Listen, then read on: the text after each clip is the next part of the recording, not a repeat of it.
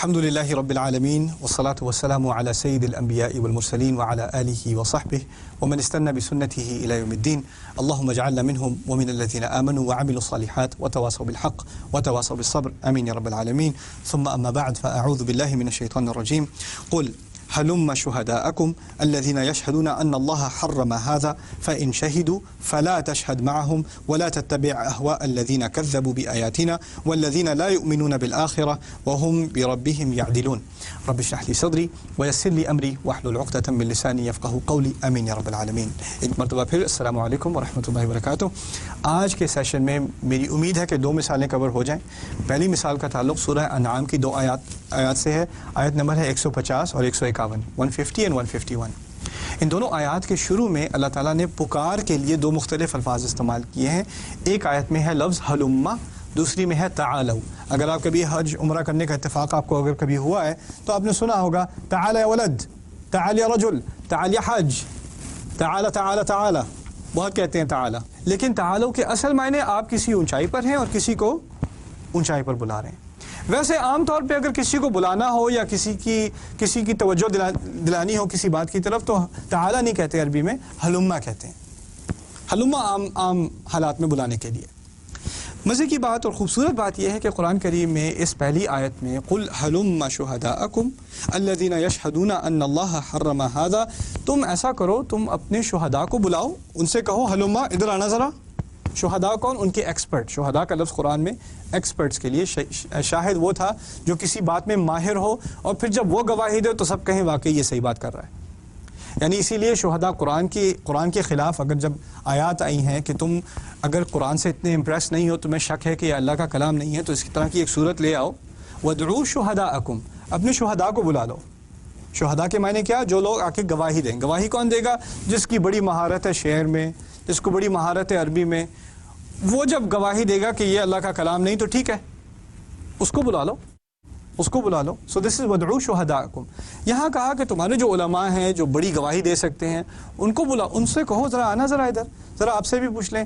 اور کیا گواہی دیں گے؟ یہ گواہی یہ ہوگی الذین یشہدون ان اللہ حرم ھذا، جو شہادت دینے کو تیار ہیں، جو گواہی دینے کو تیار ہیں کہ اللہ تعالیٰ نے فلان چیز حرام کر رکھی ہے. یعنی مشرکوں کے ہاں کچھ جانور انہوں نے اپنی طرف سے گھڑے ہوئے تھے، اپنی طرف سے خود ہی سے بات بنائی ہوئی تھی کہ یہ فلانا جانور حرام ہے، یہ حلال ہے، اس کے کان کاٹ دو. ایک دفعہ کان کٹ گئے تو اس کی طرف دیکھنا بھی مت، اس کو نہیں ذبح کر سکتے. اچھا اس کے اندر اس کے گلے میں ہم نے کچھ ہار لگا دیے ہیں، جس میں ہار لگا دیے اس کو مت چھونا، بڑا بڑی بری بات ہوگی. اس سلسلے میں انہوں نے بہت سارے جانوروں کو چھوڑا ہوا تھا کہ اس کو چھوڑ دو، اس کو ہاتھ بھی لگاؤ گے نا تو برا شگن ہوگا.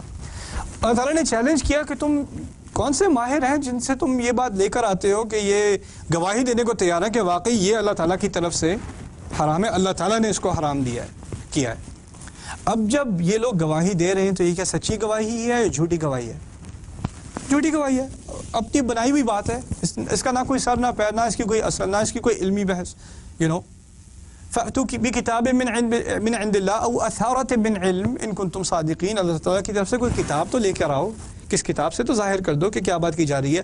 اگر کتاب نہیں تو کوئی چھوٹا سا بچا کچا بھی لے آؤ علم میں سے. کہاں سے بات لے کر آ رہے ہو؟ او اثارۃ من علم، اثارہ کہتے ہیں کوئی چھوٹا سا اثر بھی رہ گیا ہو، کوئی ایک پھٹا ہوا پیج آدھا سا بھی رہ گیا، وہ بھی لا کے دکھا دو، کچھ تو دکھا دو کہ کہاں سے بات لے کر آئے ہو. کوئی بیسس ہی نہیں، کوئی اصل ہی نہیں بات کی. اچھا اس آیت میں کہا ہلما، بلاؤ انہیں، آنا ذرا ادھر، آپ ماہر صاحب ادھر آئیے ذرا. دوسری آیت میں رسول صلی اللہ علیہ وسلم سے کہا قل تعالوا اتلو ما حرم ربکم علیکم. ان سے کہو،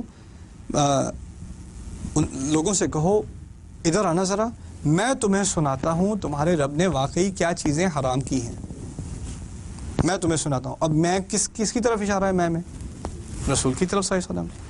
اور جو حرام بتائیں گے وہ کیا بنی بنائے حرام ہے یا اصلی حرام ہے؟ اصلی حرام ہے. یعنی وہ سچائی کی طرف بلا رہے ہیں، اور سچائی کی طرف بلانا ایسے ہے کہ انسان نیچائی میں تھا اور اس کو اونچائی کی طرف بلایا جا رہا ہے.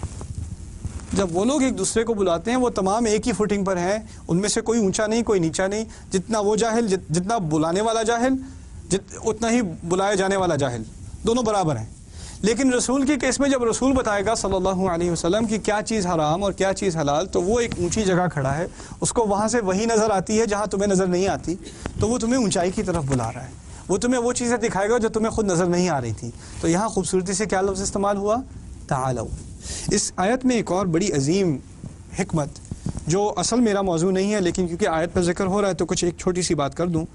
آیت کا اصل موضوع تھا کیا چیزیں حرام ہیں، ما حرم ربکم علیکم، کیا چیزیں تم پر حرام ہیں۔ اب اس آیت کا اگر مطالعہ کریں، اللہ تشرکوا بہ شیئا، شرک مت کرنا، شرک حرام ہو گیا کہ نہیں؟ سمجھ میں آتی ہے بات؟ اب میں تھوڑا سا اسکپ کر کے آگے پڑھ رہا ہوں۔ ولا تقتلوا اولادکم من املاق، اور اپنی اولاد کو قتل مت کرنا غربت کی وجہ سے، حرام ہے کہ نہیں؟ اچھا حرام ہے، ٹھیک ہے، نہیں کرنا، شرک نہیں کرنا چاہیے، اولاد کو قتل نہیں کرنا چاہیے، دوسری بات۔ تیسری بات ولا تقربوا الفواحش ما ظهر منها ما بطن، بے حیائی کی حرکت مت کرنا، نہ کھل کر نہ رازداری میں چھپ کر، جو سامنے ہو جو چھپا ہوا ہو، بے حیائی کی حرکت مت کرنا، وہ بھی حرام ہے، ٹھیک ہے۔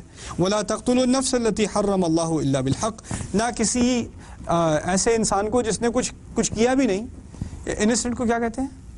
معصوم انسان، کسی معصوم انسان کو قتل مت کرنا، قتل حرام، زنا حرام، بے حیائی حرام، اولاد کو قتل کرنا حرام، شرک حرام، یہ سب چیزیں کیا ہیں؟ حرام ہیں، جو نہیں کرنی چاہیے۔ ایک جو میں نے چھوٹی سی بات سکپ کی، وہ کیا کی؟ وبالوالدین احسانا، والدین سے احسان کرنا۔ باقی تمام کام تو ایسے تھے جو نہیں کرنے چاہیے، اور جب آپ کہیں یہ لسٹ ہے ان چیزوں کی جو حرام ہیں، حرام سے مقصد کیا ہے؟ جو نہیں کرنی چاہیے، جو ممنوع ہے، جو منع ہے۔ تو تمام چیزیں جن کا میں نے ذکر کیا، شرک منع ہے، اولاد کا قتل منع ہے، زنا منع ہے، کسی انسان کا قتل منع ہے، وہی ممنوعی چیزیں ہیں نا۔ ان ممنوع چیزوں میں دوسری بات کیا کہہ دی؟ وبالوالدین احسانا، والدین کی طرف احسان۔ میں کنفیوز، اس آیت میں تو وہ باتیں کرنی چاہیے تھی جو منع ہے، اس میں یہ بات کہاں سے آ گئی کہ والدین کی طرف احسان؟ یہ منع کرنے والی بات ہے یا کرنے والی بات ہے؟ یہ تو کرنے والی بات ہے۔ یہ عربی بلاغت کا ایک حصہ ہے جو بہت اہم ہے سمجھنے کو۔ یہاں یہ کہا جا رہا ہے احسان، بائی دا وے میں نے آپ سے پہلے کہا تھا احسان اردو والا احسان نہیں، اردو والا احسان کسی کو فیور کرنا، عربی والا احسان آپ کو یاد ہے میں نے کیا کہا تھا؟ آپ کا بہترین سلوک، آپ کی بہترین کوشش کو احسان کہا جاتا ہے، اسے احسان کہا جاتا ہے۔ اور اس آیت میں ہے والدین کے ساتھ بہترین سلوک، بہترین آواز استعمال کرنا، بہترین الفاظ استعمال کرنا، بہترین اپنا وقت ان کو دینا، بہترین اپنی اطاعت ان کو دینا، اپنی بہترین مسکراہٹ ان کو دینا، اپنا بہترین صبر ان کے سامنے دکھانا۔ جو کچھ کر سکتے ہو بہترین کرو، تو والدین کے سامنے کرو، ماں باپ کے سامنے کرو۔ اور اس آیت میں ایک جس حکمت کی طرف میں اشارہ کر رہا ہوں، اللہ تعالیٰ مجھے الفاظ کی وضاحت دے۔ آپ اندازہ کریں ہمارے دین میں 3 درجے ہیں، ایک اسلام کا درجہ ہے، ایک ایمان کا درجہ ہے، اور ایک احسان کا درجہ ہے۔ جو مسلمان ہر عمل بہترین کرتا ہے وہ محسن ہے، نماز بہترین طریقے سے پڑھتا ہے، قرآن بہترین طریقے سے پڑھتا ہے، ذکر بہترین طریقے سے کرتا ہے، اللہ تعالیٰ کی یاد میں ہمیشہ رہتا ہے، وہ اسے کہا جاتا ہے محسن، یہ احسان کا درجہ ہے۔ ہر انسان سے کیا ہمارے دین میں احسان کی توقع ہے؟ نہیں۔ اگر آپ اسلام کے درجے پر بھی ہیں تو آپ فیل نہیں ہو رہے، آپ پھر بھی پاس ہیں، سمجھ رہے ہیں نا بات؟ آپ جو حلال حرام کی بات کی جاتی ہے، اگر آپ حرام نہیں کر رہے تو کم از کم آپ مجرم نہیں ہیں، آپ گناہ میں نہیں ہیں۔ اب ٹھیک ہے، اوپر ترقی کے درجے بہت ہیں، آپ احسان تک پہنچیں وہ پہنچیں، جو نہیں بھی پہنچے وہ بھی خیر ہے، کوئی بات نہیں، نہ بھی پہنچا تو کوئی ایسی بات نہیں، کم از کم مسلمان تو ہے، حرام تو نہیں کر رہا، فرائض تو پورے کر رہا ہے، سمجھ رہے ہیں نا بات؟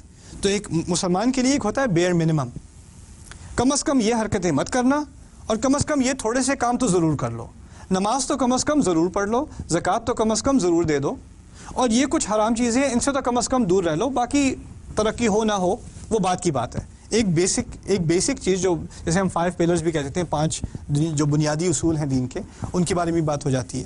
لیکن اس آیت میں جو عظیم بات کہی جا رہی ہے، ایک واحد معاملہ ہے دین کا جس میں اگر احسان سے کم کرو گے تو حرام ہے، یہ سمجھنے کی بات ہے۔ ایک معاملہ ہے دین کا جس میں اللہ تعالیٰ نے یہ نہیں کہا کہ جو ترقی کرے وہ احسان کرے، باقی بھی خیر ہے، نہ، والدین کے ساتھ احسان سے ایک درجہ بھی کم حرام ہے، اس لیے اس آیت میں ذکر ہے۔ اپنی بہترین کوشش والدین کے ساتھ، یہ تمہاری منیمم ایکسپیکٹیشن ہے، منیمم، یہ میکسیمم نہیں ہے. نماز میں احسان انسان کا میکسیمم ہے، حج میں احسان انسان کا میکسیمم. طلب العلم یعنی علم کی طلب میں انسان جو کچھ کرے وہ احسان تک پہنچے، وہ ایک دن پہنچ جائے. اللہم اجعلنا من المحسنین، وہ دور کی بات ہے. لیکن والدین کے ساتھ احسان شروع سے، یہ نہیں کہ آپ تھوڑی کوشش کر رہے ہیں، آپ دعا کریں توفیق ہوگی تو پھر نہ نہ نہ نہ، شروع سے احسان. اور احسان نہ ہو تو حرام. سبحان اللہ سبحان اللہ.